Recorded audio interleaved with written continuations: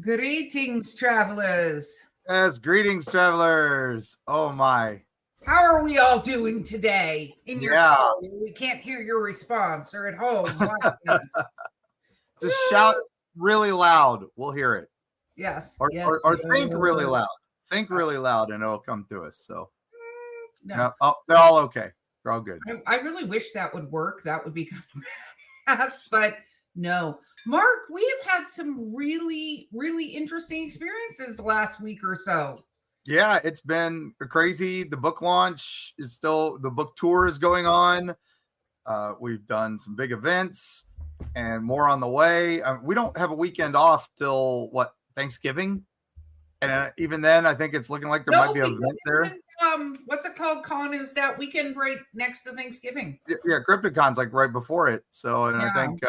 I think we had the week after, and then we got 2 events in December now. So it's crazy. Yes. So it's We get to go. I'm so excited about this, and I really hope they reach out because we were at a book, one of our book launches last night, and there is a mini Cooper club here up in the Appalachians, and they want us to each sit in a car with a driver only to give them the creepy tour of some of the stuff around the Smoky Mountains, which is like we're doing an in-person event with a bunch of Mini Cooper drivers. And yeah, driving around Tail of the Dragon and stuff like that. I'm terrified and excited at the same time.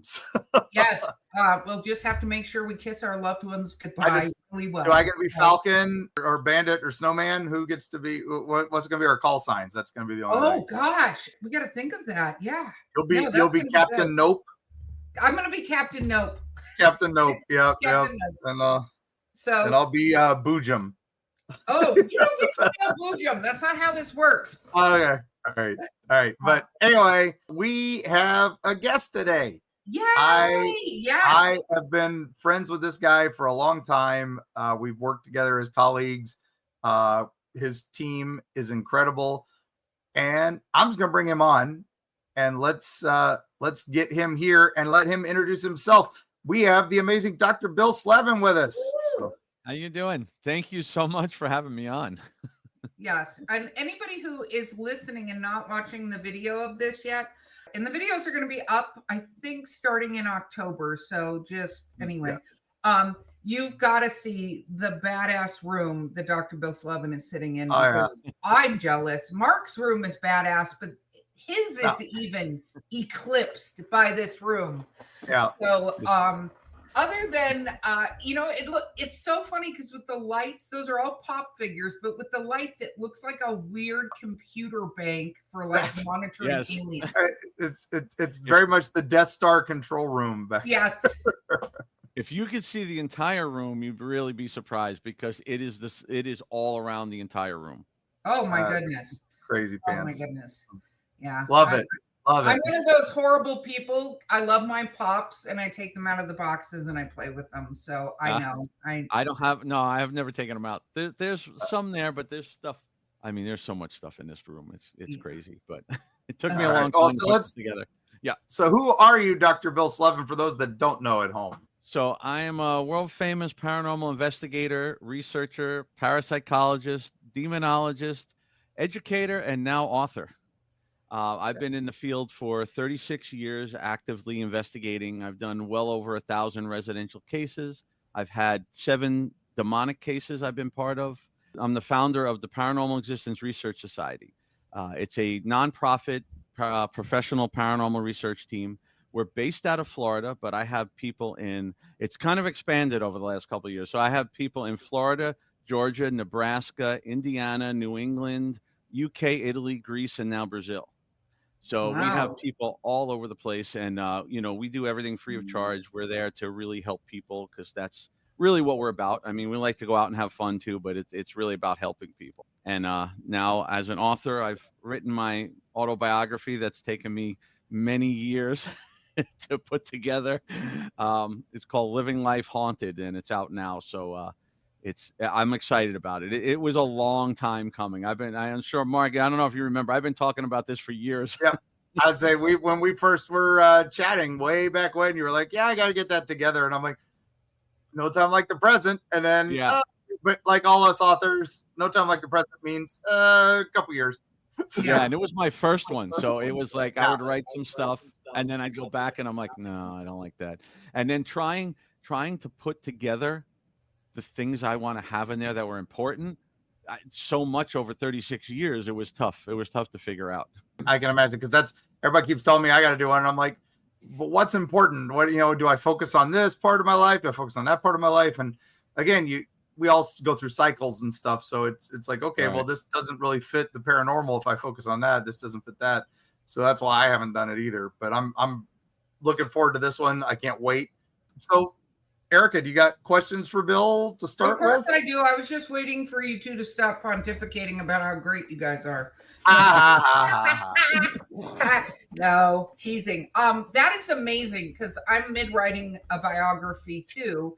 I haven't even gotten Mark to start doing that. So, and I know how hard it is, because you almost have to keep going back and you remember things later. It's a little like, So yeah.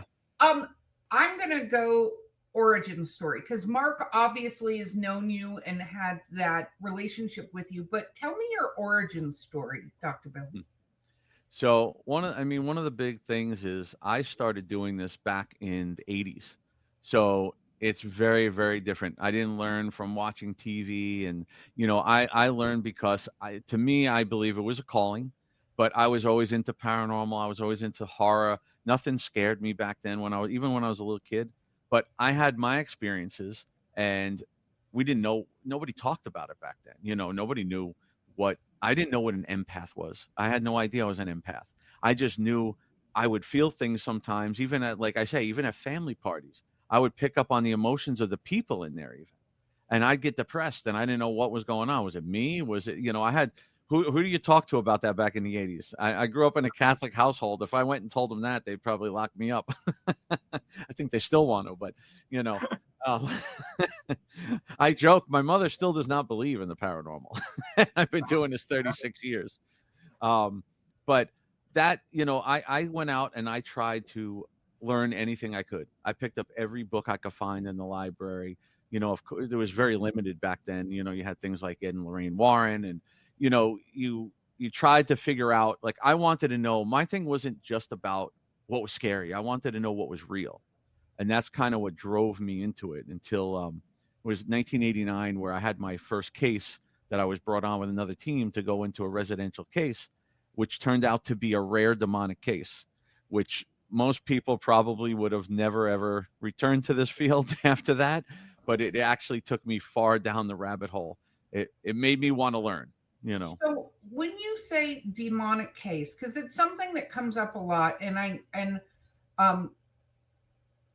we all know I talk, and sometimes it's not great, but when you say the word demonic, I mean, the demons, a lot of them come from a religious belief in, heaven, hell, that whole thing, which I'm not saying is real or not real. But what I mean is identifying something as a demon. How do you make that distinction, and what are you referring to when you say demon? It is a tough thing because of religion, because, in Catholic and Christian, you have demons. In the Jewish faith, you have divics. In Muslim, you have jinns. There's all different types of things, and everybody believes something different. What I was trained on was more of Catholic demonology. So it's always using a faith. So it's whatever your faith is.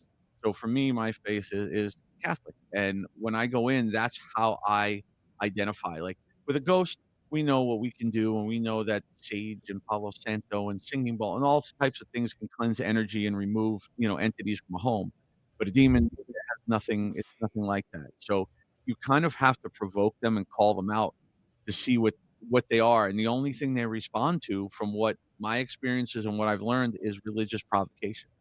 So we have to use holy water, say a prayer, and kind of call them out and make them tell us who they are, and see how it reacts.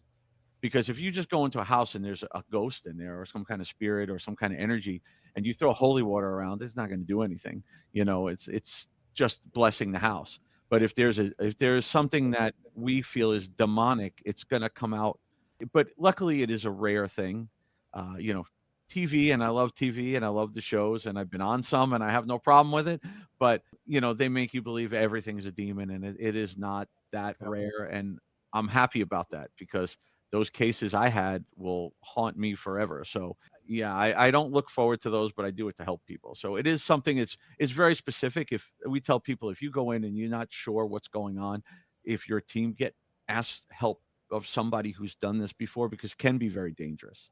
Yeah. No, that makes sense. Totally. So that first case, and you say residential. So for those that may not completely understand the terminology, I, myself included, I'm guessing that means you went into a house where people were living, and it wasn't like a commercial thing or a, storefront or something. It was somebody's house, correct? Yeah, there's two different things in the paranormal. There's public ghost hunting, and then there's residential investigating. And it's very, very different, because when you just go out to the local abandoned building or a haunted location, you're just seeing what's there. You're playing with all your equipment. You're kind of having fun with it in a way. You're doing research, but you're having fun. But in a person's home, you're dealing with a person's life. So you have to be. It's very different. You have to go in and you have to do things extremely different than a public ghost hunt. We don't use 90% of the equipment that we use anywhere else. We have to know how to judge between things like mental health, addiction, fear, PTSD. There's so many different things out there that can cause the same reaction as a possible haunting. So you have to know the difference in order to help somebody, or else you can really mess people up. Yep. No, and I'm actually really glad you said that, because that's something me and Mark talk a lot about on the show, is like, okay, you think something's haunting you because it's in the walls. Did you get an electrician out? Did you get somebody to see if it's rats or bees? Yes. One of the people we talked to had an entire ridiculous beehive in their wall, and we're hearing humming and voices, and yeah. turned out it happens bees. more often. Happens more often than people think. Yep. So what do you think the percentage of calls out to places? I know you're usually probably called out on bigger situations now, but what is the percentage that you get called out? Because we don't talk about this side of it, where it is not anything that is preternatural or paranormal. It is life things. Natural causes. Yeah. I would say at least 70 to 80% of our cases, at least, are natural causes. And it can be many different things, I would say maybe 20% are something. And that doesn't always mean it's an actual ghost in there. It could be energy. A lot of people don't realize how energy affects a household and how people manifest that energy into the house. There's a lot of different things, but I would say, 20. And then it's like 1% of that 20 could possibly be something bad. Luckily that's rare. No, that's very true. I have so many questions, Mark, but please butt in if you have questions you want. I have one real quick. Just you and I have both done a couple of the shock docs. We've done some other documentaries and stuff like that. And one of the things I always try to tell everybody, all our travelers, is television and entertainment is different from reality. They bring a lot of us in. They do tend to warp our words. They tend to cut things that we're like, wait a minute, we get half sentences and out like that, but we're trying to get our main effect out. So now the question I always get asked, I'm going to ask you, because different people have different experiences. How do you get on TV? That's the question I get asked the most. So how did your experience go with your first one? It's interesting. They all reached out to me. Ghost Asylum, that I was on part of an episode with, they were doing an episode up at the Castillo de San Marcos up in St. Augustine, and they happened to see a photo that I had online of a capture that I had there. So they asked me to come up and speak about it. And like you say, you never know what's going to happen, because I go up there and they had me sign releases and show the photo and do all this. We spoke about that forever. They never used that. They then used other things I said. And then instead of giving me all they were supposed to do is under my name put paranormal investigator for the real credit that and they put local resident. And I'm like, really? So, you don't know, but the Devil's Academy, the shock doc, they reached out to me by email. One of the producers reached out to me because I was local in the area, and they saw my expertise in demonology, so they wanted my take on that. I will say this: the show definitely was very different when I saw it, but they did not warp anything I said, and they Okay, good. gave me the proper credits, and I was pretty, I'm not going to say I was happy with some of the people that they brought on the show with me, but Of course. afterwards, Yeah, but, that's same. we won't go there. But no, it was a good show. It's actually, it was done really well. It was supposed to be originally like, could it be a demonic possession? Could it be the kids acting out and because they were oppressed and abused? And then the show kind of pushed that a little bit aside, and it was a really good show, and there's some crazy evidence in that show, and I enjoyed going on it, and they did a really good job, but they did not twist me on that one. I was happy. Yeah, no, we've had more than a few of our friends of, I didn't say it was this, and then suddenly it just goes, I didn't say it was this. It just turns it was this. Yeah, You got to be cautious on what you say. Yes, because Their questions can be tricky. Yep, and that's what they want. That's what they want. Yes. But good. All right, so cool. All right, Erica, next question. Okay. So what was something, I mean, I know these things can be like you see new stuff all the time. For us to think that we don't see, hear, review new stuff all the time. But Right. for you, because you said, things didn't really scare you, stuff like that. What is something that did kind of shock you or like make you have like a reaction that you weren't anticipating from what appears to be pretty cool, calm, collective demeanor? Right. The demonic cases. And I got into this, and when I started, again, nothing really frightened me. I went into, I did cases with regular ghosts. I went and did, and I've been touched. And it doesn't even slightly affect me. But the demonic cases, because it's one of those things where you don't know what's going to happen. And I saw things there that I only thought existed in movies, because we know how Hollywood, makes everything all dramatic and crazy. So I never in my life thought some of that stuff could actually happen. Those cases actually changed my mind on a lot of things, because in one of them I was knocked clear across the room almost 30 feet by nothing. Something hit me in the chest, and you can't even explain what that feels like when you're laying on the floor and you're saying, what do you do? Because there was nothing there to defend yourself against, and what was it, and what's going to happen next is your biggest question is what's next, so it's really, it's things like that. Like I never expected that first case. The guy next to me got attacked, and he wound up with 3 scratch marks from the top of his neck to the bottom of his spine. And it was like, at that time, I didn't know anything about demonic.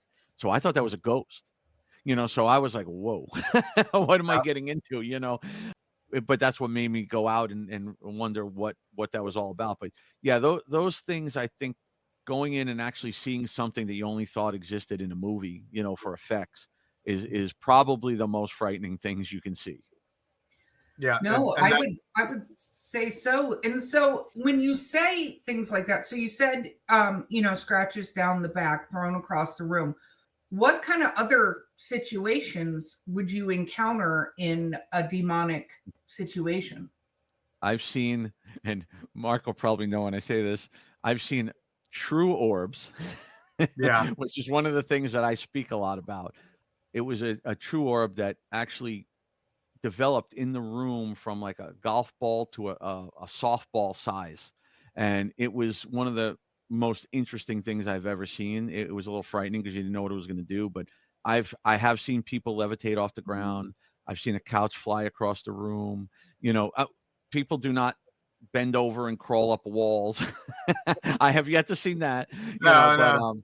but yeah, there's some interesting stuff. I got to watch a guy's. He had a Jewish Star of David, and it sparked like a lightning rod, and that was right before I got thrown across the room, which is that's one of those. All right, we're in some real stuff here. So I was just reporting on it. I had no idea what I was expecting there. So Yeah. Okay, so when people listen to the show, they hear me make jokes and stuff like, you're talking about that situation. My immediate solution is burn it down, leave and burn it down like that. We're Right. done. But what have you encountered something where you guys couldn't resolve whatever was there? Luckily, not on the demonic cases. On regular cases, the majority of the time that it comes back or it doesn't go away is because of what the client is doing in the home. Because we go in and let's say they're playing with something or Ouija boards or they're summoning thing or they're doing something. We get rid of it or we teach them. We don't only like to just get rid of it. We teach them how to get rid of it. But if they keep doing what they're doing, it's going to come back. We have to teach people. That's what a lot of people don't understand. We have to teach people how to sometimes change their lifestyles, change things they're doing. There's a lot of things in the house that create an energy that keeps that energy in there. If they're fighting all the time in the house with the family, if they have massive clutter in the house, things like that store a negative energy around. I'm little I have a little bit of clutter at Preaching times. to the choir here, yeah. Yeah.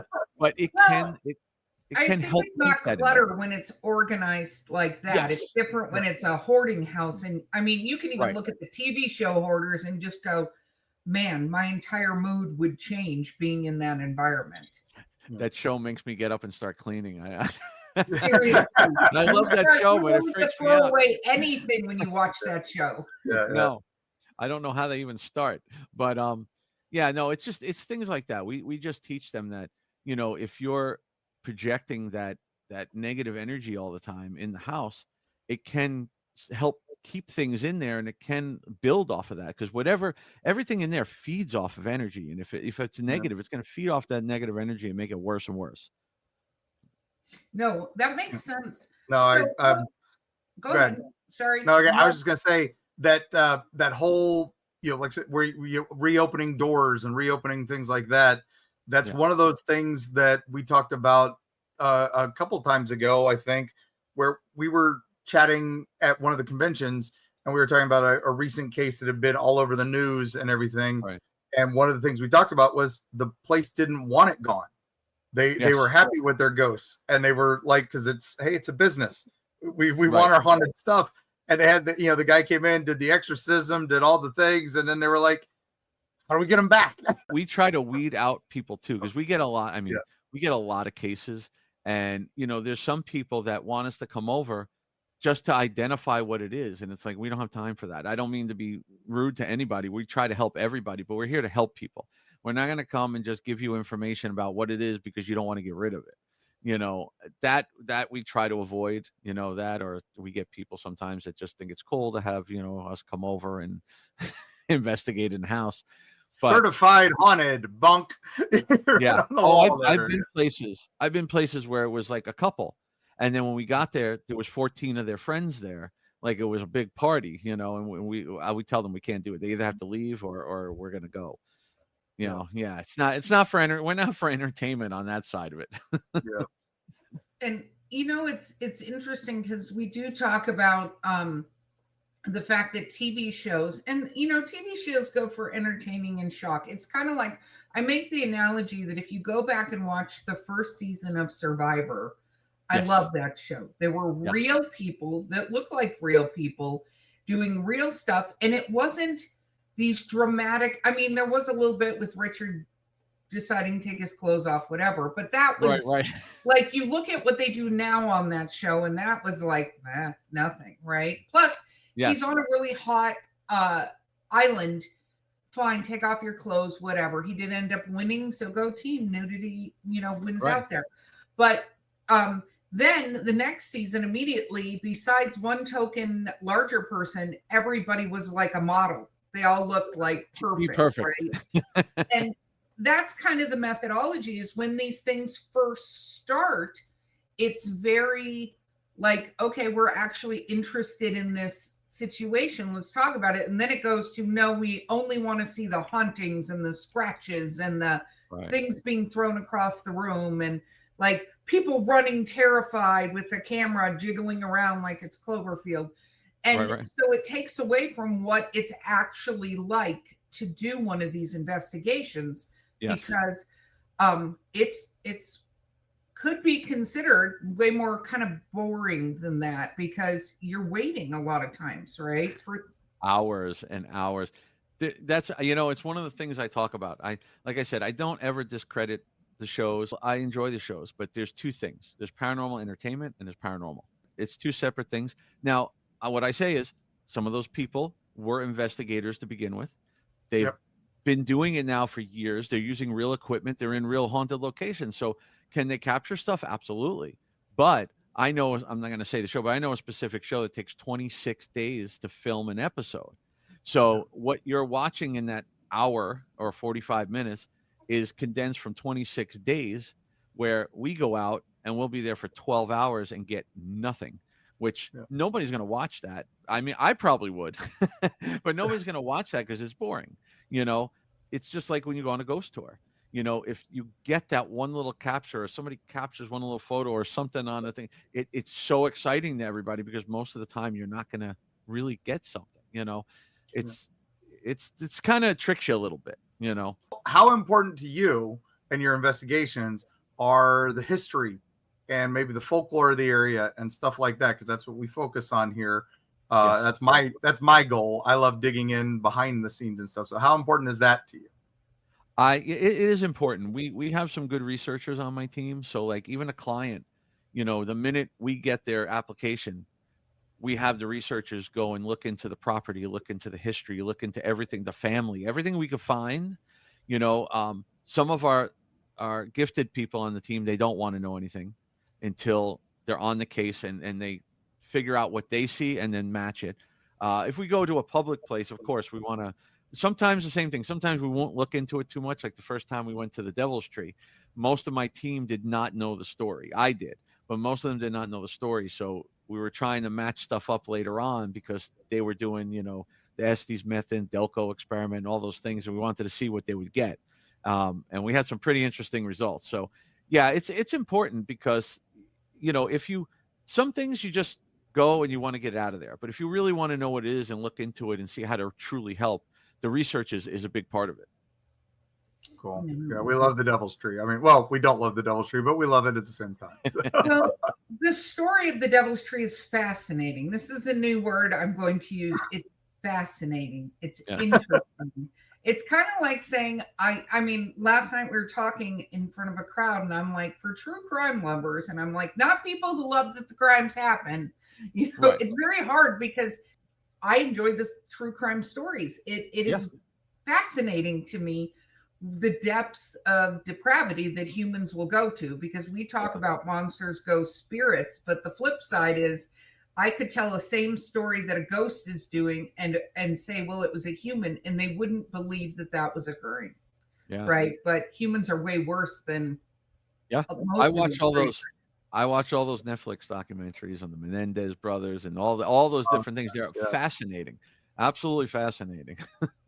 Agreed. Okay, we need to take a quick break, and we will be back after a word from our delightful sponsors.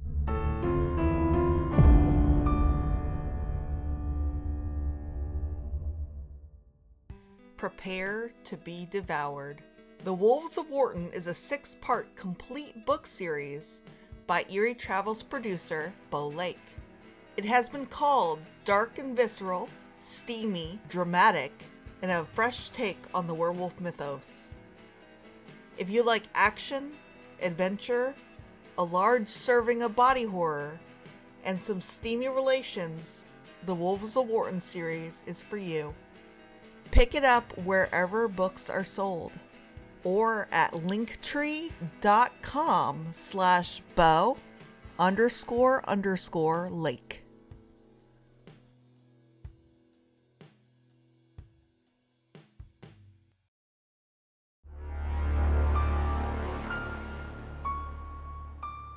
Fascinating music. We are back. Okay. So, Bill, I was actually going to say before Mark said what he did, which actually dovetails perfectly why we're wonderful co-hosts together, unplanned, is I feel like when people go on ghost tours, what they should be going for is the storytelling.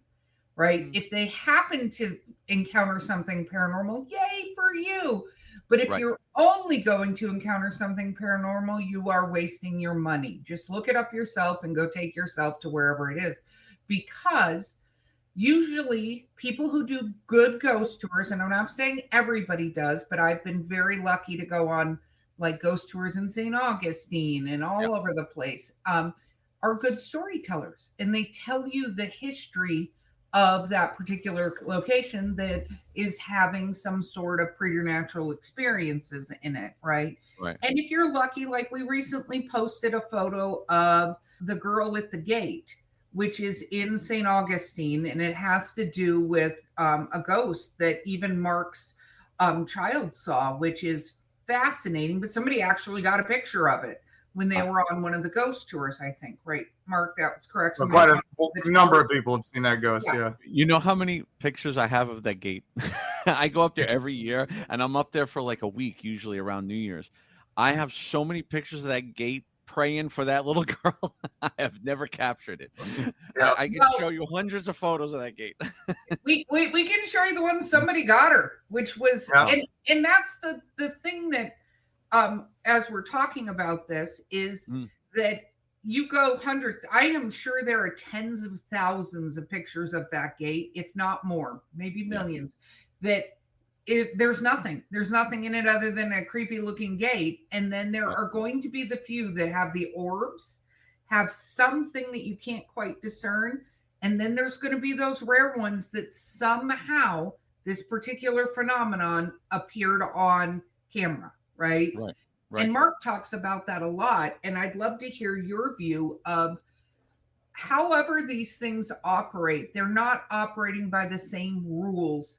And we keep trying to apply our rules to these things as if they should be there. They should be substantial. We should hear them a certain way. Everyone should hear them. And that's not how they work. We're not even sure how they work. You know, the science hasn't gotten to the point of this explains how they work. What are your thoughts on that? Well, first with ghost tours, you're right. There's two different types of ghost tours out there. There's, you know, your regular ghost, like say Ghost and Gravestones, things like that, which are a lot of fun, and it's the storytelling. You learn the history of everything. You may get lucky and capture something, but then like in St. Augustine, I was lucky enough around New Year's, they were nice enough to let me in on the old jail tour at night, and that's an investigative tour. That's different. And I will tell you something. That jail is active.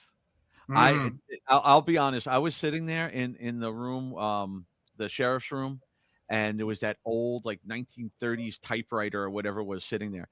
And I was sitting there, and all of a sudden I heard click, and I'm like, you know, it caught my attention, and then I heard it again, click, click, and I'll be honest. I'm skeptical when I do stuff, you know, and I'm on a ghost tour, sort of, and they said don't touch anything, but I picked that thing up on my flashlight, and it was not rigged. It was nothing there, but that typewriter was clicking.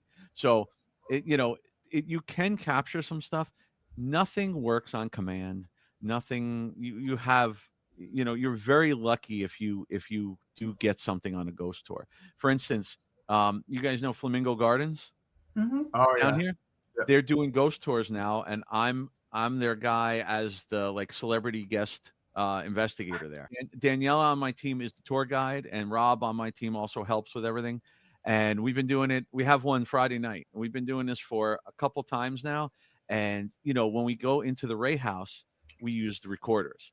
And in my opinion, a recorder is the best evidence you could get, because it's very hard to discredit a voice that's clear. Not staticky, but clear, and it responds to you, intelligently. So we go in there, and we did a few, and we didn't get it much, and the people, they're excited to try it. But then the last one when we were there, I brought somebody up. I said, "You want to ask?" Sometimes he doesn't want to talk to me, And she said, "How long have you been here?" And clear as day, when we played it back, I didn't even have to say it to anybody. You heard it say "long time." And it blew everybody's mind. So, I mean, those little captures, if you're on a ghost tour, is going to be the highlight of somebody's, whole night, So, yeah, but you have to understand that go to enjoy the history, like you said, and the stories and learn about it. If you're lucky, you'll see something, but don't expect it, because it is more rare on a ghost tour, to really capture something interesting. And we went to the old jail. Speaking of the sheriff's ghost walk, great old Doug Stenrus before he retired.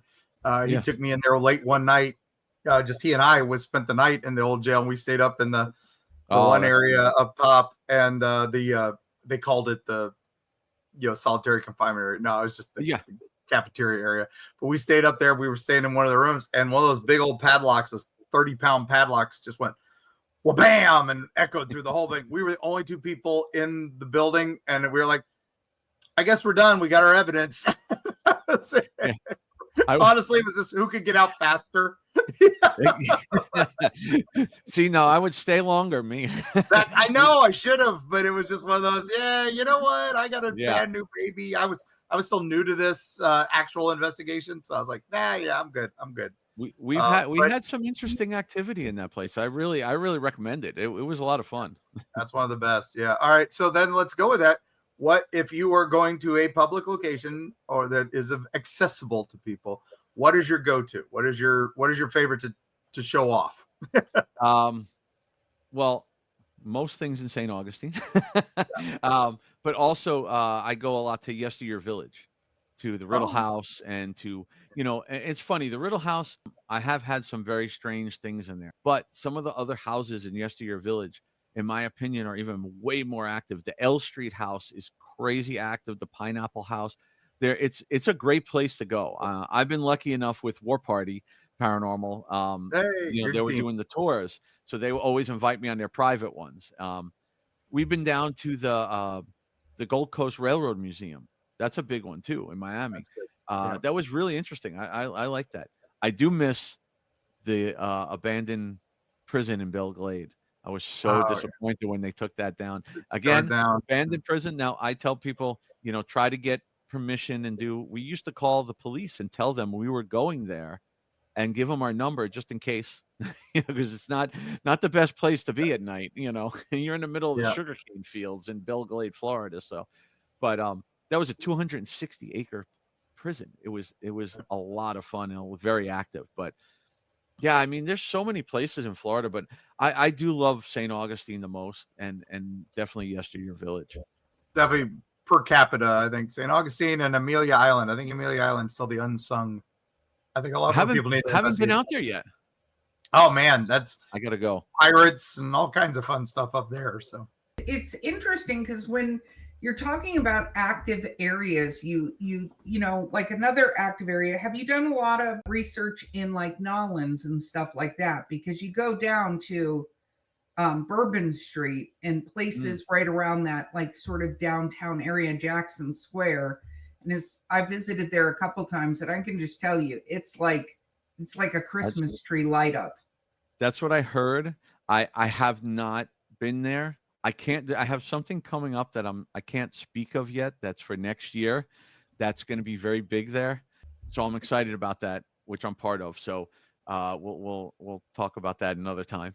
NDAs are a thing. NDAs are a thing. Yeah, no, you'll have to come back on when that's a thing, because there are definitely, I mean, obviously more hot spots than others. And a lot of it has to do, I think, with you said the energy, because I don't know that it's all I mean, it's very haunted, but there's a lot of energy because of the things that have happened in that city, right?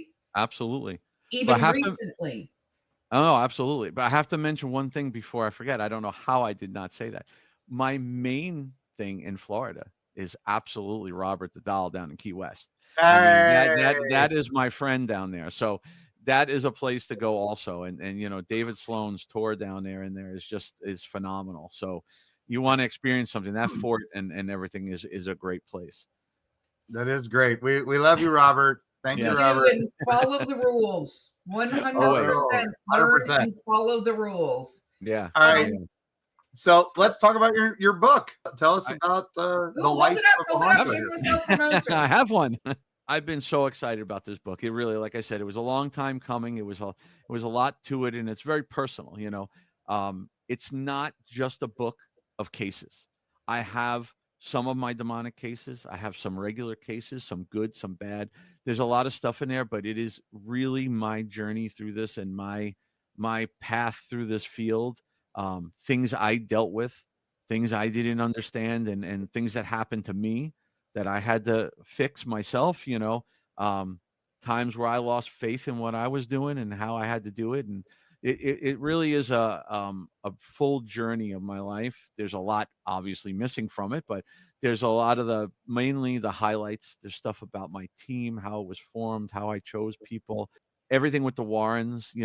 I love being connected to them. I wish I would have had the opportunity to work with them, but I spent 3 years in the Warren Legacy Foundation as a manager and a director, with Chris McKennell, the grandson, and now I am the COO of the Warren Society for Paranormal Research and Education that was founded by Joe Franke, who's like a 40-year, protege of the Warrens. And, we work with everything they do and how they help people. And, look, there's a lot of people out there that don't like them and don't believe in them. And like anything, I look at it as they're the pioneers in this field. Even if you don't like them, we wouldn't be here without them, and they're not here to defend themselves. So I believe in what they did. We work with the people closest to them. So there's a little bit of everything there, even about TV shows and, and my take on the TV shows and paranormal entertainment and everything. And so it's really, it's a big journey through my life, and it'll showcase some things that probably you've never seen or heard of on TV. It's very, very different. So very cool. Where can people get this book? Right now it's on Amazon. The book is called Living Life Haunted. If you go to my website, also billslevin.com, I have an author page. It has a link to it. I will be selling autographed copies, off of my site, and also at events that I'll be doing. I got a lot of stuff lined up with, book signings and conventions and stuff coming up. So far, I was excited. My main thing was I want to know what people think, because I've never written a book before, so it was really interesting to me. And I've had people. One lady I know up in Canada was one of the first people to buy the book, and she said she got it, I think it was last weekend, and she got it Saturday morning, and she said she couldn't put it down. She finished it Saturday night. It's 364 pages. It's not a small book. And she finished the whole thing, and she was raving about it, which made me feel real good. She said that it was, it was an interesting journey. It wasn't just like a case book, so I'm excited about it. That is awesome. That is very, very cool. Are you bibliophile? I can't wait to add it to the collection. Yeah, I was going to say Mark's already on it. So yeah, what about so now that you've done one book, are you looking to do more? Yes. So this, that you definitely, I don't. It's like people say with tattoos. Once you get one, they keep going. It's the same type of thing, because what's interesting was when I first started, I said I want to write something, and originally I said I need to write a book on how to be an investigator. There's a lot of books out there. I find some of them are very interesting. Some of them I don't like so much, but most books have a little bit of something good, a little bit of something bad. I said, I want to put together what I feel is the correct way, in my opinion, So originally, probably 4 or 5 years ago, I started writing that. And then I said, you know what? Residential investigation is such a different monster. I got to split that into 2 books, one for public and one for residential. And then I stopped. They're about halfway done, but I stopped because I said, you know what? I'd rather get my autobiography out there first and let people know a little bit about who I am before you want to go and look about a book about what I'm saying is what I feel is right. So I have those 2, and I have a couple other ideas. I mean, look, I have a lot of cases I've done well over 1,000 cases. And so I couldn't fit everything in there, so there'll probably be some things in the future. Good. That's awesome. Okay. So I need to ask about what was the wildest story you feel, or one of the wildest stories you heard before you went to investigate it, and then what happened when you got there? Oh, on a case I was on? Yes. So there was let me think. I want to tell you something different. I don't want to go into the demonic cases, but I can tell you, like, for instance, I was told this one case, and this is different. I'm going to go a little different off of one in the book. It's similar, but it's a little different. I was told, these people were experiencing all kind of stuff in their house. They were hearing, growling and scratching, and they were smelling things, and they couldn't sleep, and they were hearing voices, and and this is one of my first cases. So I was kind of excited, to hear hear stuff like that. I said, okay, let's see. I experienced a lot on the first case, so I wanted to see if this was going to be something different. You go in and you're doing your normal investigation, and a lot of times problem is it's not always active, so we didn't hear anything. We checked everything, nothing at all. And we went home, and the people called us 2 days later, and they were freaking out again, and we're like, is it in their head? What's going on? And then we went there, and when we told them to get somebody to go up and check something in their attic, and what they found was a whole family of possums up in the attic. And they crawl through the walls, and they scratch on the walls, and they growl and they do a lot of things that people would never think of. And back then, again, I was being very skeptical, but I didn't think of stuff like that. We just thought there was something odd we heard something up in the attic, but we couldn't find anything. There was an odd smell up there, so we told them to get somebody to come up and just check the attic. Maybe they had something in there. And sure enough, it was not what I expected. I was expecting, cool, I'm going to go in and hear some growling and see some, something interesting. At that time, I was young. I was like 22, I think, Yep. Well, I'm sure you did hear growling and did see something interesting, just not of the paranormal variety, because possums are amazing. I think that people don't realize how much animals can sound like people grumbling or people whispering, because they do have their own language to talk to each other. Right. And that's why bobcat whistling recently that everybody's like, oh, whistling in the woods. It was a bobcat, but at the prison, we didn't know it was infested with barn owls.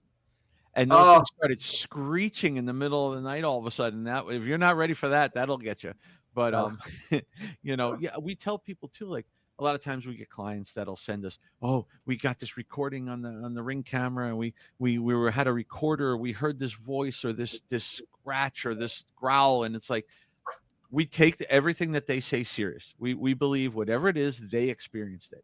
But we try to explain to them, it's not a controlled environment. We weren't there. So you heard this growl, but they don't realize that some of these recorders and stuff could be sensitive enough to pick up a growl from the dog next door. Yep. So we're not there to really assess what was going on. So we'll take it into account. We'll come there and see for ourselves. But yeah, there's a lot of stuff that can be picked up and misinterpreted. A TV in the other room that you don't know about that's on can really mess with your with your cameras and stuff. Now that goes back to Hans Holzer, one of my mentors. He was big on not using a lot of electronic equipment in his investigations. He preferred psychics and empaths and stuff like that. And I know you guys use that in your field of work, and your inspections and investigations.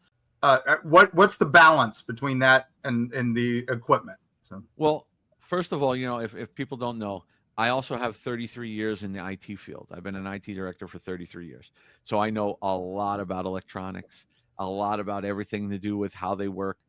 If you're gonna use equipment, first of all, learn how it works. Understand, like we learned, you have a REM pod. A REM pod creates that electromagnetic field around it, and you have to break the field.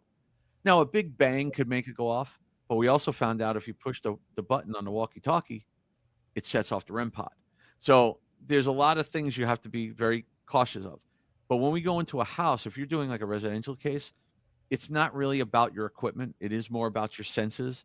And we use, like, say, an EMF meter, but we use them with the real EMF meters, tri-field meters with numbers, so that we can gauge where EMF is coming from in the house. We do baseline readings around the house so that we know, like, in this room, there's the Wi-Fi and it's blasting a lot of EMF energy out of there, or the air conditioner kicked on and it's coming in, so it's more for things like that. And then the psychics help us a lot, ones that we trust.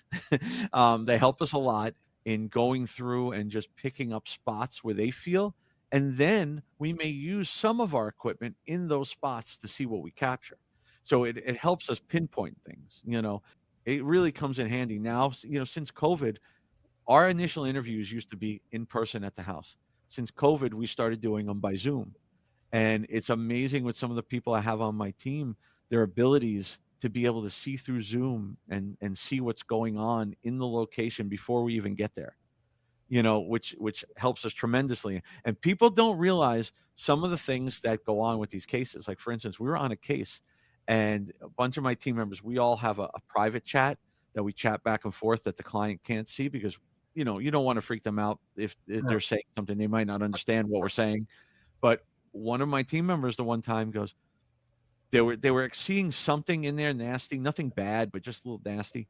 And they said, Bill, be careful. It's trying to get through. It's going into your room. Right. And now I don't have that ability. So I'm kind of looking around. And as they said that, and one of my teammates said, it's trying to mess with your electronics. And all of those lights, and we have it on film, all of those lights started all flipping and going to different colors, and nothing without a remote that I don't even have here. I just keep them on red, but they were flipping all colors. And then she did something. She goes, I got rid of it. And they all stopped.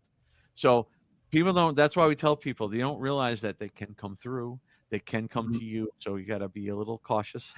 Okay. Now you just freaked everybody out about the Ring and that being a viable situation. So. The Ring camera? No. The Ring. No, I'm talking about the movie, The Ring. Oh, The Ring. Oh, yeah. No, that's a little different. That was a good movie, though. Yeah, it was a good movie. Yeah. You know what I would have done with that movie?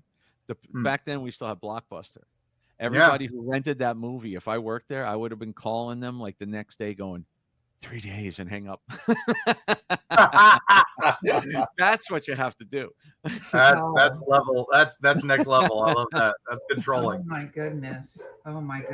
But yeah, I mean, I think that it's interesting. How many times are you also finding that when you find something there, it's the person generating it and not it wasn't there to begin with? A lot.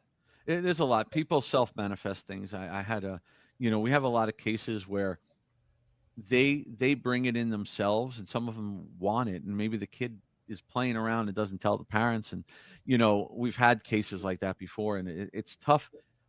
It's tough to explain to them because they're doing it, and we can cleanse it, and we can teach them how to cleanse it, and like I said before, they keep doing it and they keep bringing it back. Then they think we don't know what we're doing, because they don't realize they're doing it themselves. It is a lot, there's a lot of studies in parapsychology too, where, you can full on manifest an entire haunting into your house just by talking about it, acknowledging it, and you create it, with your own energy. And then it feeds off of everything. Even my wife taught me a lot about energy parts I didn't know. She used to joke all the time. I used to joke with her. I'd buy flowers, and the flowers would die in like 2 days. And I'm like, I'm not buying you flowers anymore. You kill them all, And she doesn't investigate, but she's a Reiki master and an energy healer. So nice. She explains, she goes, no, that's the energy in the house. And she did her own type of cleansing and fixed the energy in the house. And then honestly, after that, the flowers would last 2, 3, 4 weeks from the same place. So it's an interesting thing with energy. There's a lot there that nobody understands it, that a lot of us that will never understand most of it. So we don't know how it happens a lot of times, but they do bring it in a lot. Yeah, no, it's true. We always say intention. Yes. So intention is everything. That's what I talk about a Ouija board. Everybody, that's one of the biggest questions I get. Is that really dangerous? Is it a portal to hell? No, it's a piece of wood and a piece of plastic. It is nothing magical. Yeah, it's nothing magical. It's your intent and what you're doing with it and how you use it that brings in whatever it brings in. It's just like, it's no different than a recorder that we use. It's a communication device, but it's your intent. No. Agreed. Okay. Well, so we're unfortunately near the end, but we'll obviously have you back on because we love talking to you. This has been completely fascinating, but shameless self-promotion time. Where do people find you? Okay. So the main thing is my website, which is billslevin.com. All of my social media is at Slevin Paranormal. I tried to keep it all the same. My YouTube channel, which I've been yelled at for many, many years by everybody that I have never done, will be launching sometime this year. It will be very different because it's not just going to be your weekly investigations. It's going to be historical, educational, interviews. It's going to be a lot of different things. So that's coming out this year. Because I'll forget these things. I have a few places I'll mention real quick that's coming up. So I'm going to be up in Connecticut in September at Chatfield Hollow State Park. I'll be there with Joe Frankie, helping him with a lecture on the September 12th and September 13th, talking about the difference between movies like Annabelle and the true stories. I'll be talking about Robert. So I'll be up there for that one. I'll be at UltraCon in West Palm Beach from the 19th to the 21st. I'm a celebrity guest in there. I'm going to have my book. That'll be the first place where I'll be with my book in hand. September 28th, I'll be at Horror Fest in Fort Myers. October 18th, I'm going to be up in Ontario, Canada at the Rillo Horror Fest. And then October 25th at the Tennessee Horror Fest in Clarksville, Tennessee. That's what I have. There's a lot more coming up, but that's what I have right now confirmed. Awesome. Well, pick up copies of Bill's book, obviously, quickly, like Mark, read it. I think it sounds amazingly fascinating. I can't wait to read it, but I'm going to get a signed copy from you. And that's my favorite thing. So, Bill, thank you so much for being with us on the show. We really, really appreciate it. No, thanks for having me. It was great to finally come on. Awesome. Yeah, no, we've been trying. It's just the wires keep getting crossed and all that stuff. Yeah. So, Mark, take us away, my friend. Yep. So again, thank you, Patreon members. Thank you, Bill, for joining us. Thank you, all our sponsors. And please like, share, and subscribe, all that fun stuff. Tell your friends, have them tell friends. We're trying to keep growing and growing. And it's, man, so many of you to keep joining us, especially after these events. Oh my gosh. Yeah. But finally, last thing said, when you're out there in the world and you're out checking out ghosts and you're going for hauntings, and you hear that strange noise, or you feel that cold sensation, or you just feel that thing that just could be there, open your mind, document, and then make sure you check for possums in the walls. And we'll see you on the other side.